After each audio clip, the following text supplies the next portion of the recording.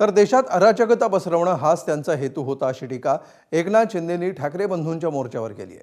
त्यांना महाराष्ट्रानं नाकारलं होतं, आता तेच विद्यार्थ्यांना चिथवण्याचा प्रयत्न करत असल्याचं शिंदेंनी म्हटलं। तर काहींचा पंतप्रधानांच्या घरी घातपात घडवण्याचा हेतू होता असा आरोपही शिंदेंनी केला।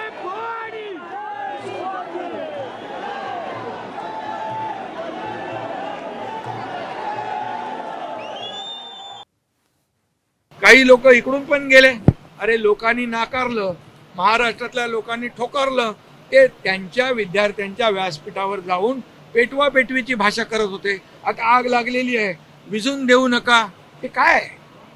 देशामध्ये अराजकता पसरवण्याची जे काय तुमचा प्रयत्न आहे तो यांचं आपल्या विद्यार्थ्यांचं आंदोलन संपल्यामुळे मागे घेतल्यामुळे ते निराश झालेले आहे आणि म्हणून अशा प्रकारच्या दुसऱ्याच्या ते म्हणतो ना आपण बेगाना शादी में अब्दुल्ला दिवाना अशा प्रकारचा हा विषय आहे।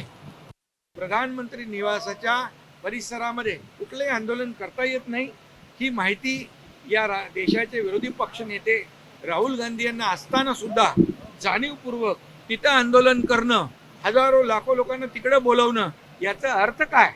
याचा अर्थ प्रधानमंत्री नरेंद्र मोदीजी यांच्या निवासस्थानामध्ये घातपात घडवण्याचा त्यांचा प्रयत्न होता, त्यांची मनशा होती।